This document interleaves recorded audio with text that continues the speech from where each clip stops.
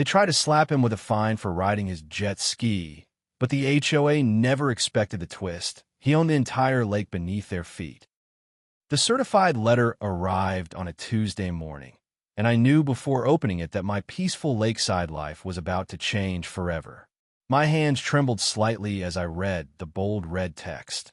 Final notice. HOA violation fine. $500 for unauthorized watercraft operation. I stood on my deck overlooking Crystal Lake, watching the morning mist rise from the water where I'd been jet skiing for the past 3 years without a single complaint. The irony wasn't lost on me. Here I was being fined for using my own lake. You see, what the Sunset Shores HOA didn't know, what their pompous president Kenneth Morrison had failed to research, was that I didn't just live next to this beautiful lake. I owned it. Every single acre of Crystal Lake, from the pristine shoreline to the deepest depths in the center, belonged to me. My grandfather had purchased this land back in 1952, long before any housing development existed. When Sunset Shores was built 20 years ago, my family had sold portions of the surrounding land but kept the lake itself, along with all water rights. The HOA letter continued with threats of legal action, liens against my property, and even potential eviction from the community. Kenneth Morrison's signature was scrawled at the bottom with an arrogant flourish, as if he was signing my death warrant. Little did he know, he had just made the biggest mistake of his life. As I folded the letter and slipped it into my desk drawer alongside a thick manila folder labeled Crystal Lake Deed and Water Rights, a slow smile spread across my face. I grabbed my binoculars and watched as Kenneth and several other HOA board members set up their weekly committee meeting in the community pavilion overlooking my lake. They were probably discussing more ways to harass me, more fines to impose, more power plays to assert their imaginary authority. Kenneth gestured dramatically toward the water, no doubt explaining to the others how he was going to put the troublemaker in his place once and for all. What Kenneth couldn't see from his meeting was me standing on my deck, calmly sipping my coffee and planning his downfall. He had no idea that with one phone call, I could shut down every single activity the HOA had planned for the lake. No more community swimming events, no more fishing tournaments, no more romantic evening boat rides for the residents. Kenneth Morrison thought he was dealing with just another homeowner he could bully into submission. But I wasn't just any homeowner. I was the homeowner who held the key to everything Kenneth's little empire was built upon. The lake wasn't just the centerpiece of the Sunset Shores community. It was their entire selling point, their claim to fame, their source of property values. And Kenneth had just declared war on the person who could take it all away with a single legal document. As I watched Kenneth pound his fist on the pavilion table, probably working himself into another one of his famous rage fits, I couldn't help but chuckle. The man who prided himself on knowing every rule, every regulation, every legal loophole in the HOA handbook had completely missed the most important detail of all. He was about to learn that sometimes the person you're trying to push around might just push back harder than you ever imagined. Have you ever dealt with an HOA president who thought they owned everything in sight?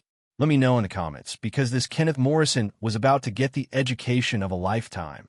Kenneth Morrison had moved into Sunset Shores 5 years ago with one clear mission: to transform himself from a failed middle manager into the supreme ruler of a small suburban kingdom. At 52 years old, Kenneth was a thin, balding man who compensated for his lack of physical presence with an abundance of aggressive posturing and bureaucratic intimidation. He had been elected HOA president by promising to restore order and property values to the community, but what he really delivered was a reign of terror that made residents afraid to so much as plant a flower without written permission. Kenneth's daily routine was like clockwork. Every morning at 7 sharp, he would emerge from his beige townhouse wearing his self-appointed HOA enforcement officer badge, clipboard in hand, ready to hunt for violations. He had installed security cameras around his property that conveniently captured footage of his neighbors' activities, which he would then use as evidence in his endless stream of violation notices. Kenneth took particular pleasure in fining elderly residents for minor infractions like leaving their garbage cans out 30 minutes past the designated time or having grass that was a 1/4 inch too tall. The man had turned the monthly HOA meetings into his personal theater, where he would dramatically present his cases against various homeowners with PowerPoint presentations and enlarged photographs of alleged violations. Kenneth had a special leather briefcase that he carried everywhere, filled with measuring tapes, color charts for approved house paints, and a thick binder of HOA regulations that he had personally expanded from 12 pages to over 200. He would quote these rules with the fervor of a religious zealot, often adding his own interpretations that had no basis in the original documents. Kenneth's power trip had reached new heights when he convinced the board to grant him emergency enforcement powers, which essentially meant he could issue fines and violations without consulting anyone else first. He had used these powers to target anyone who dared question his authority, including the previous HOA treasurer who had asked to see the financial records. That man had suddenly found himself facing 17 different violations and eventually moved away rather than continue fighting Kenneth's harassment. The lake had become Kenneth's obsession and his crown jewel. He had convinced the community that he was personally responsible for maintaining the pristine beauty and exclusive access that made their properties so valuable. Kenneth had established himself as the unofficial lake master, deciding who could use the water, when they could use it, and for what purposes. He had even gone so far as to create laminated permits that residents had to display when engaging in water activities, as if the lake was his private property to regulate. Kenneth's harassment tactics were psychological warfare at their finest. He would park his golf cart near properties he was monitoring and take detailed notes while making sure the homeowners could see him doing it. He had a network of compliant neighbors who would report any suspicious activity directly to him, creating an atmosphere of constant surveillance and paranoia. Kenneth particularly enjoyed targeting new residents, overwhelming them with violation notices during their first few months to establish his dominance early. The man's arrogance had grown so extreme that he had started referring to himself as President Morrison in all official correspondence and demanded that residents address him with that title during meetings. Kenneth had even had business cards printed with his photo and the title President and Chief Enforcement Officer, Sunset Shores HOA, as if he was running a major corporation instead of bullying his neighbors. His wife had long since stopped attending community events, apparently embarrassed by her husband's behavior, but Kenneth seemed to feed off the fear and resentment he generated. What made Kenneth truly dangerous wasn't just his pettiness. It was his complete belief that he was justified in everything he did. He genuinely saw himself as a protector of property values and community standards, which made him ruthless in his enforcement. Kenneth had no concept of proportionality or mercy. In his mind, every violation was a personal attack on his authority that required swift and severe punishment. He had created a system where he held all the power and faced no meaningful consequences for his actions. This was the man who had decided to target me over my jet skiing activities, completely unaware that he was about to face an opponent unlike any he had encountered before. 2 weeks after receiving the initial fine, Kenneth Morrison escalated his campaign against me in ways that would ultimately seal his fate. The harassment began with daily inspections, where he would park his golf cart at the edge of my property and document my every move with his smartphone camera. Kenneth had apparently convinced himself that I was some sort of criminal mastermind who needed constant surveillance, taking photos of me mowing my lawn, washing my car, and even bringing in my mail. His obsession with my activities had become so obvious that other neighbors started commenting on his bizarre behavior. The situation reached a new level of absurdity when Kenneth issued me 3 more violations in a single day. The first was for excessive noise pollution because my jet ski had allegedly disturbed the peaceful morning atmosphere at 11 a.m. on a Saturday. The second violation was for unauthorized dock modifications because I had replaced 2 rotting boards on my private dock without HOA approval. The third, and most ridiculous, was for visual pollution because my red and white jet ski didn't match the approved watercraft color scheme that Kenneth had apparently invented on the spot. Each violation came with its own $500 fine, and Kenneth had helpfully included a payment schedule showing how I could spread the $2,000 total across 4 monthly installments. The letters were written in Kenneth's typical condescending tone, explaining how my flagrant disregard for community standards was affecting property values and creating an atmosphere of lawlessness in Sunset Shores. He had even included photographs taken from his surveillance sessions, complete with red arrows pointing to my various infractions, as if he was preparing evidence for a criminal trial. But Kenneth's biggest mistake came when he decided that fines weren't enough. He wanted to completely humiliate me and establish his dominance once and for all. On a beautiful Thursday morning, I discovered that Kenneth had installed a large wooden sign at the public beach area of the lake.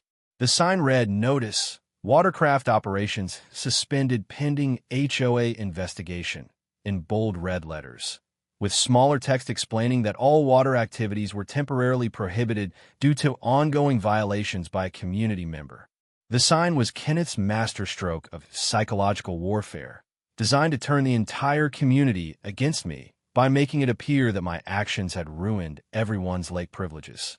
Within hours, my phone was ringing with angry calls from neighbors demanding to know why their children couldn't swim or why their planned fishing trips had been canceled.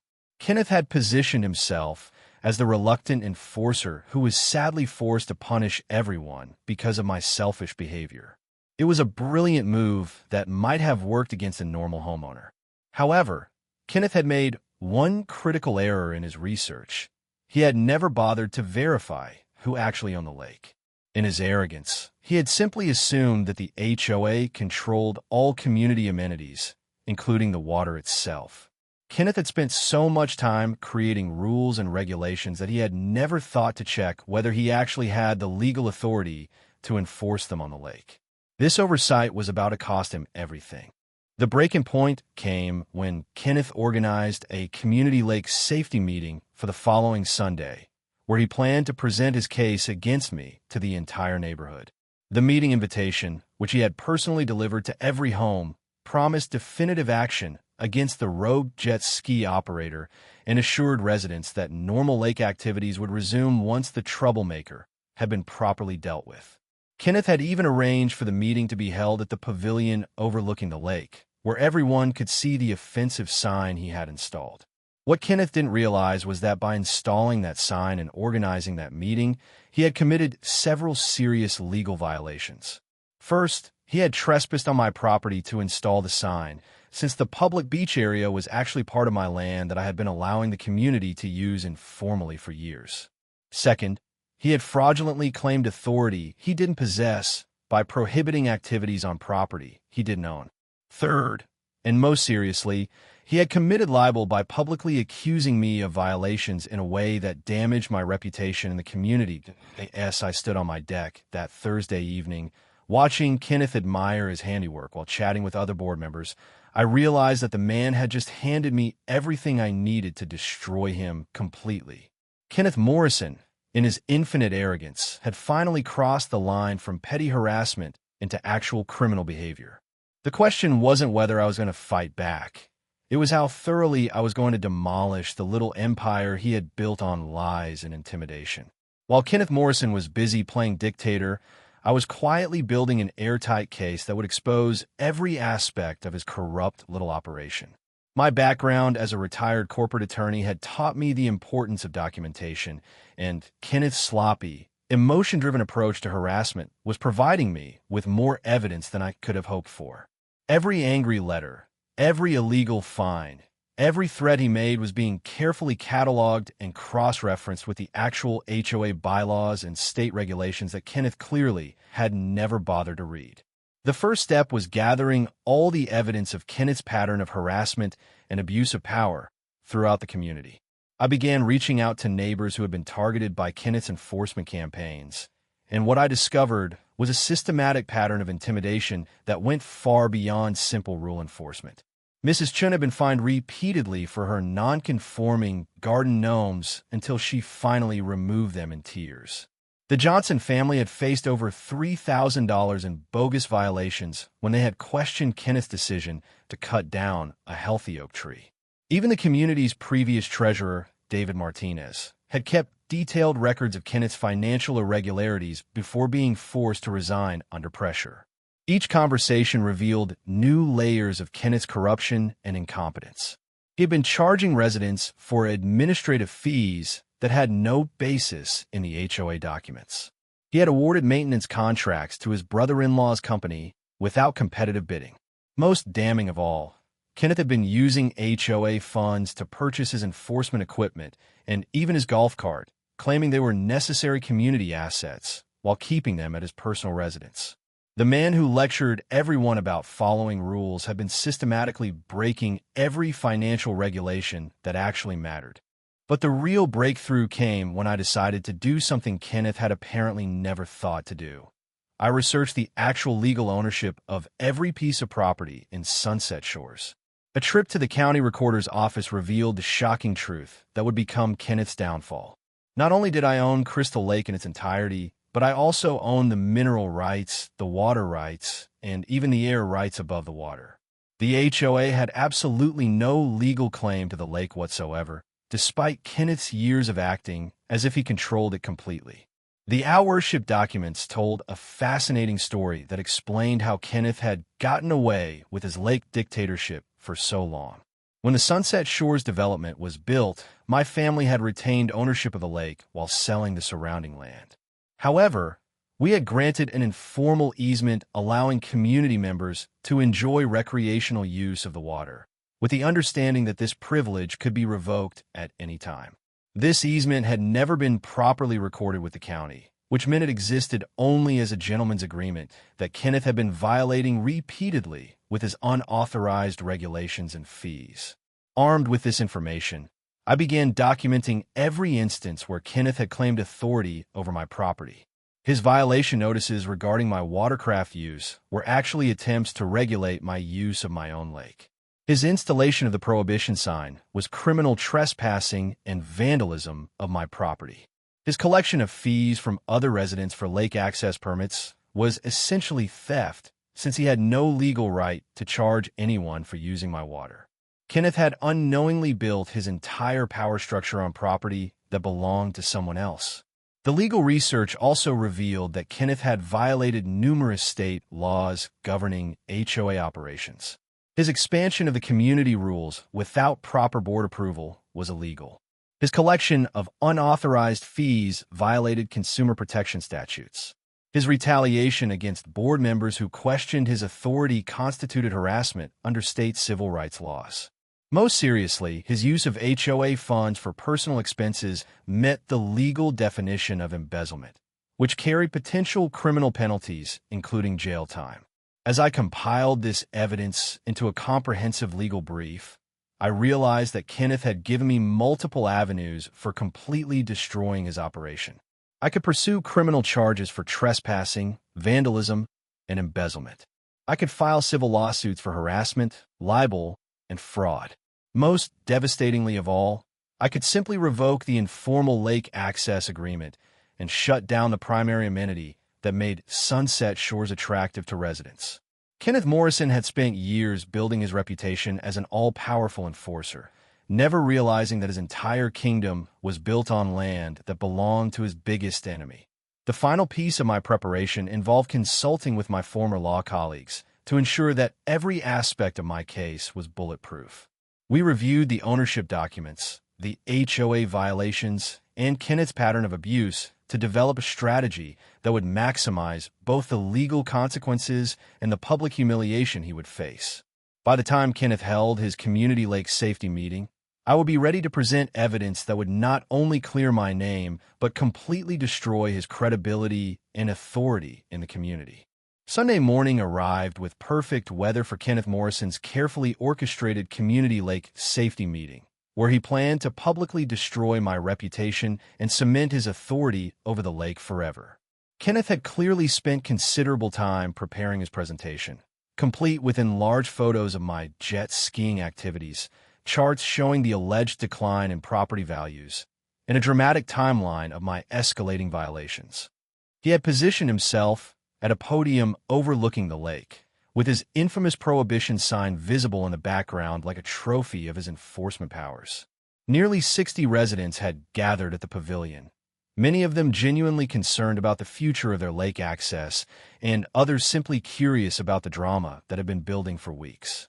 Kenneth began his presentation with his usual theatrical flair, explaining how one rogue resident had threatened the very foundation of their peaceful community through flagrant disregard for established regulations and community standards. He gestured dramatically toward my house across the lake, painting me as a selfish troublemaker who cared nothing for his neighbor's property values or quality of life. Kenneth's presentation quickly devolved into a personal attack filled with half-truths and outright lies about my character and motivations. He claimed that I had refused all reasonable attempts at compromise and had escalated my violations in direct defiance of community authority. Kenneth showed photos of my jet skiing activities as if they were evidence of criminal behavior, complete with timestamps and detailed annotations about noise levels and wake patterns. He even suggested that my activities were environmentally damaging and potentially dangerous to children who swam in the lake. The climax of Kenneth's presentation was his announcement of the final solution to the problem I represented. He revealed that the HOA board had voted to pursue legal action to obtain a permanent restraining order that would ban me from operating any watercraft on the lake indefinitely.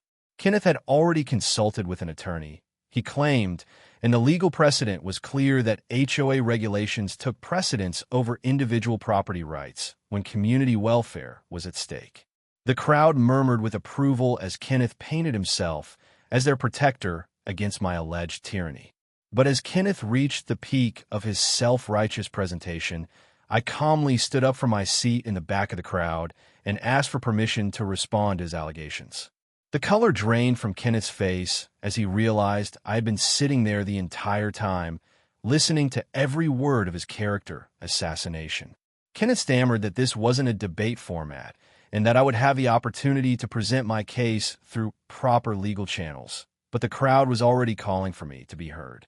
After all, basic fairness demanded that I be allowed to defend myself against such serious accusations. I walked to the front of the pavilion and calmly placed a manila folder on Kenneth's podium, explaining that I had brought some documents that might clarify the situation for everyone. Kenneth's confidence began to evaporate as I opened the folder and removed the first document. The original deed to Crystal Lake, dated 1952, showing clear and unambiguous ownership of every square foot of water that Kenneth had been claiming to regulate. The crowd fell silent as I explained that the lake Kenneth had been treating as community property actually belonged to me personally, along with all water rights and access privileges. Kenneth's FAC went from pale to bright red as he sputtered protest that the deed had to be fake or outdated, that there was no way I could own the entire lake while living in an HOA community. But his protest died as I produced the county recorder's certification showing that the deed was current and valid, along with a surveyor's map clearly showing the boundaries of my property extending to include the entire lake. Kenneth grabbed the documents with shaking hands, studying them desperately for some loophole or error that might save his crumbling authority. The revelation sent shockwaves through the crowd as residents began to understand the implications of what they were hearing. Every regulation Kenneth had created regarding lake usage was meaningless. Every fine he had collected for watercraft permits was theft. Every restriction he had imposed on swimming, fishing, or boating was unauthorized and illegal.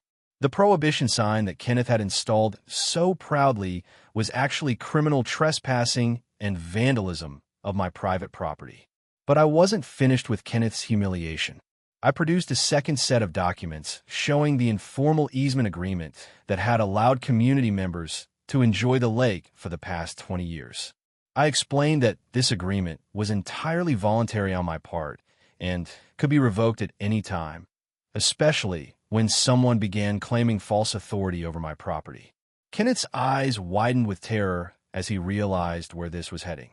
I had the legal power to shut down all lake access immediately, turning Sunset Shores from a lakefront community into a collection of houses overlooking water they couldn't touch.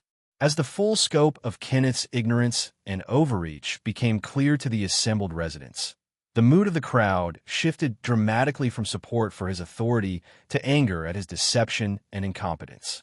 The transformation in the crowd's attitude toward Kenneth Morrison was immediate and devastating.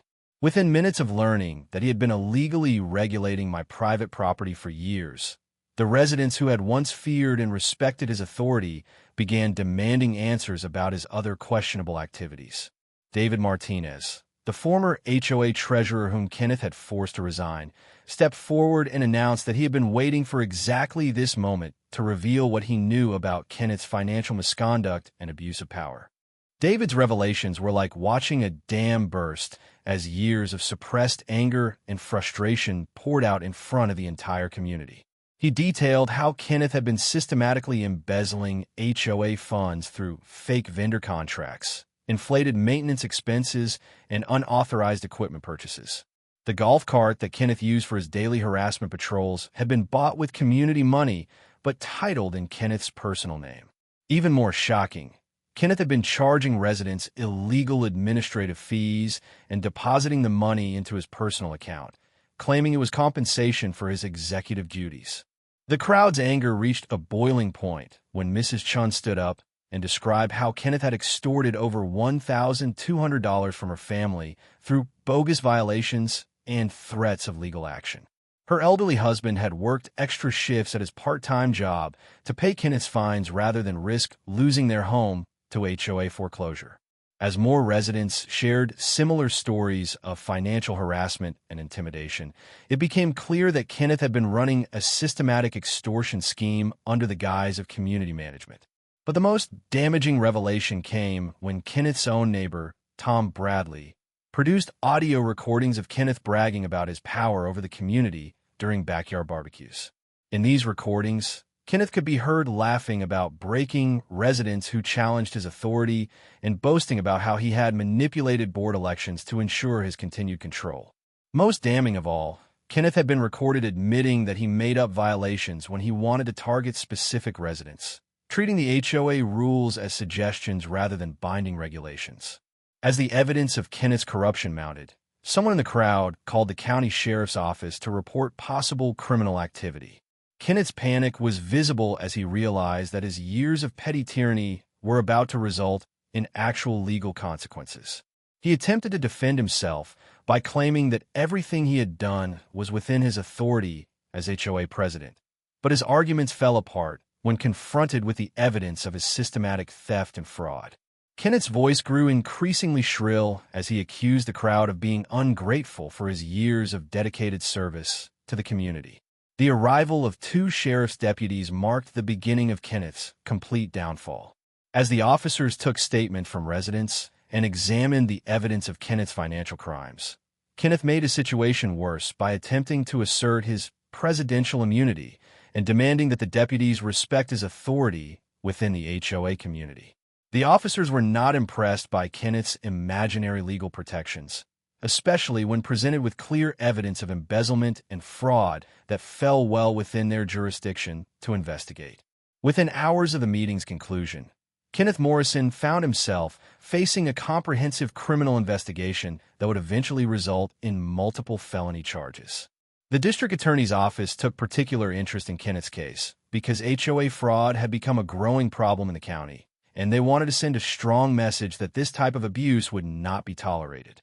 Kenneth's assets were frozen pending investigation, and he was ordered to surrender his HOA enforcement equipment and return all funds he had illegally collected from residents. The civil consequences for Kenneth were equally devastating.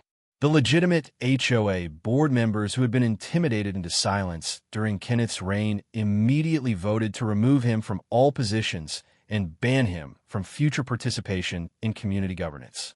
A forensic accountant was hired to trace every dollar Kenneth had stolen, and the community prepared to file a massive civil lawsuit to recover their losses and obtain punitive damages for his years of harassment and abuse.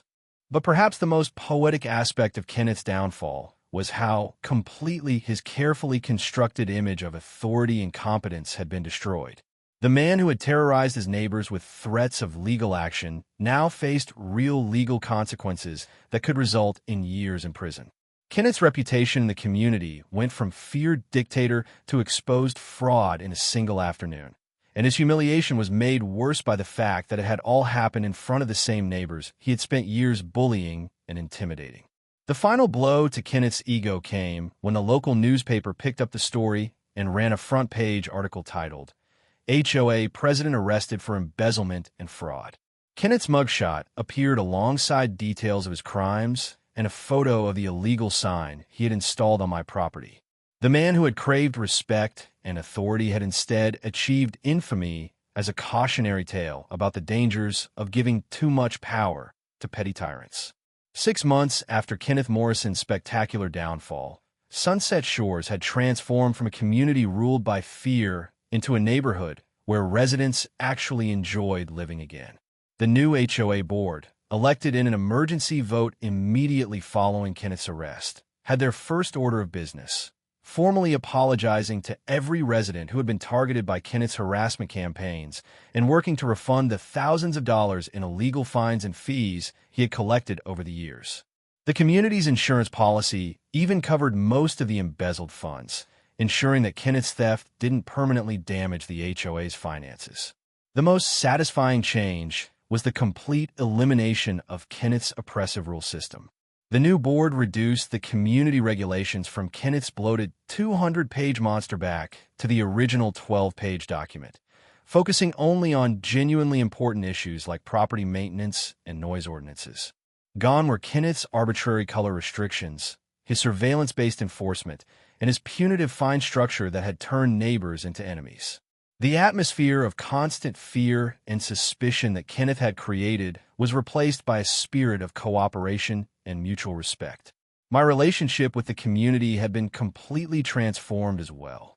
Instead of being viewed as a troublemaker, I was now seen as the hero who had exposed Kenneth's corruption and saved everyone from years of continued abuse. The new HOA board formally acknowledged my ownership of Crystal Lake and worked with me to create a proper legal easement that would guarantee community access while respecting my property rights. This agreement included provisions for reasonable use guidelines that were developed collaboratively rather than imposed by a single dictator. The highlight of our new relationship came when the community organized a Liberation Day celebration on the first anniversary of Kenneth's arrest. The event was held at the Lake Pavilion, with families enjoying swimming, fishing, and boating activities that Kenneth had tried so hard to control and restrict. Children splashed happily in the water while their parents relaxed on the shore, no longer worried about being photographed and fined for imaginary violations. The contrast with Kenneth's reign of terror couldn't have been more dramatic. As the guest of honor at the celebration, I was asked to give a speech about the importance of standing up to bullies and protecting community rights. I spoke about how Kenneth's downfall had been inevitable because his entire system was built on lies, intimidation, and illegal activity. True authority comes from serving others and following the law, not from creating fear and demanding unearned respect. The crowd's enthusiastic response showed how much the community had learned from their experience with Kenneth's tyrant. The celebration also served as an opportunity to announce Kenneth's final legal consequences. His criminal trial had resulted in convictions for embezzlement, fraud, and harassment, earning him a 3-year prison sentence and an order to pay full restitution to his victims. The civil lawsuit had been even more devastating, resulting in a judgment that would financially ruin Kenneth for the rest of his life. His townhouse had been sold to pay damages, and he would be making monthly payments to the community for decades to come. Perhaps most satisfying of all was learning about Kenneth's life in prison, where his attempts to assert authority over fellow inmates had been met with the kind of consequences that couldn't be appealed to a higher court. Kenneth's cellmate had apparently been unimpressed by his claims of presidential immunity and had quickly established a different power structure in their shared space. The man who had spent years bullying elderly residents and intimidating families was now experiencing firsthand what it felt like to be powerless and afraid. The community had also taken steps to ensure that another Kenneth Morrison could never terrorize Sunset Shores again. New bylaws required all HOA expenditures over $500 to be approved by majority vote, and board meetings were now recorded and made available to all residents. Financial records were audited annually by an independent accountant, and any resident could request copies of HOA documents without fear of retaliation. These reforms created transparency and accountability that made corruption much more difficult to hide. As I sat on my deck that evening, watching families enjoy the lake while fireworks lit up the sky in celebration of our freedom from Kenneth's tyranny, I reflected on how sometimes the best revenge is simply letting bullies destroy themselves. Kenneth Morrison had been so convinced of his own power and cleverness that he had never bothered to verify whether he actually had the authority he claimed. His arrogance and laziness had been his undoing, proving that even the most intimidating tyrants are often just paper tigers waiting to be exposed. 2 years have passed since Kenneth Morrison's arrest, and life at Crystal Lake has settled into the peaceful routine that drew me to this community in the first place. Every morning, I enjoy my coffee on the deck while watching herons fish in the early light, no longer concerned about some petty dictator photographing my every move or inventing new violations to justify his harassment. The lake that Kenneth tried so hard to control has become a source of joy for the entire community, with families creating memories that would have been impossible under his oppressive regime. The most rewarding aspect of Kenneth's downfall has been watching the community heal and rebuild stronger than before. Neighbors who had been afraid to speak to each other during Kenneth's surveillance state now organize regular social events and actually enjoy each other's company.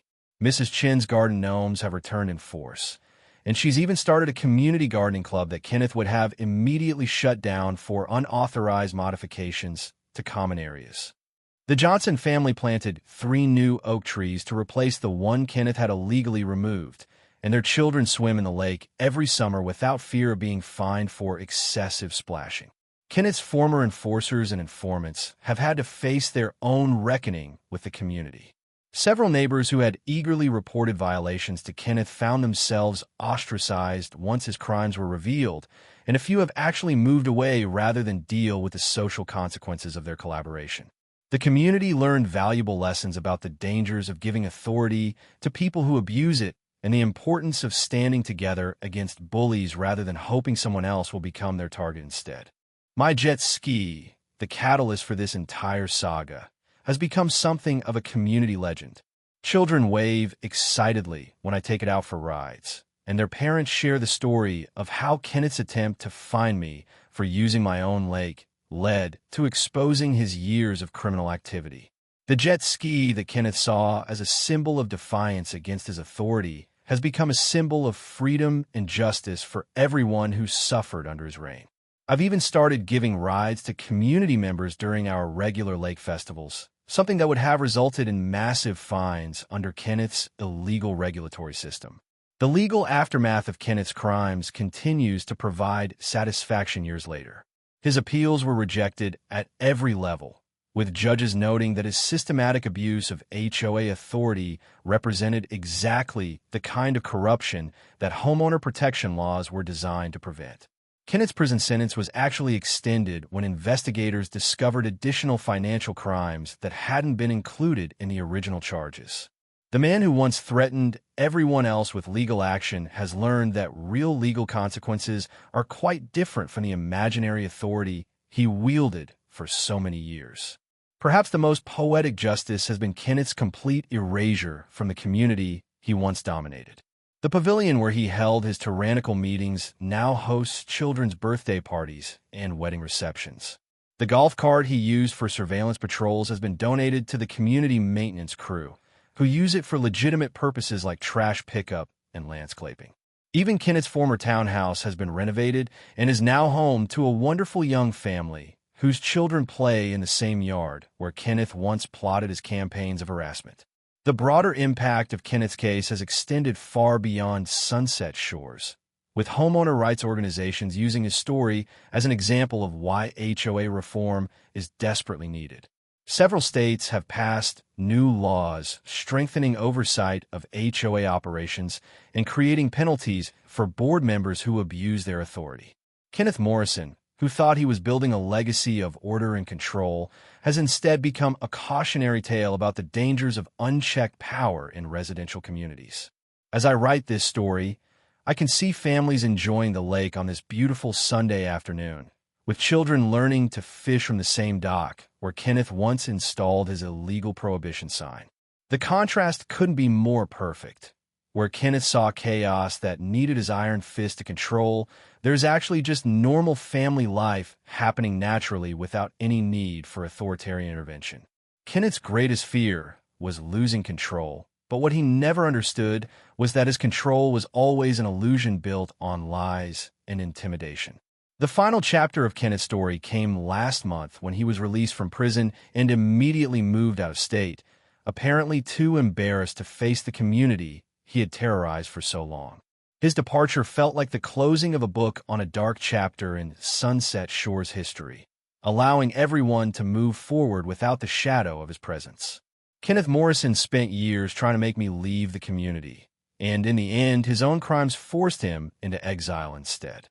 Have you ever had an HOA nightmare that seemed impossible to escape? Share your story in the comments below. You never know when standing up to a bully might reveal that they're not as powerful as they pretend to be. And if you enjoyed seeing Kenneth Morrison get exactly what he deserved, subscribe for more stories about justice, karma, and the sweet satisfaction of watching tyrants destroy themselves through their own arrogance and stupidity. Disclaimer: the story you just watched is fictional. It explores themes of property rights, neighborly conflict, and the strategic triumph over injustice. This narrative aims to highlight the importance of standing up for your rights and the dramatic consequences of underestimating a determined individual.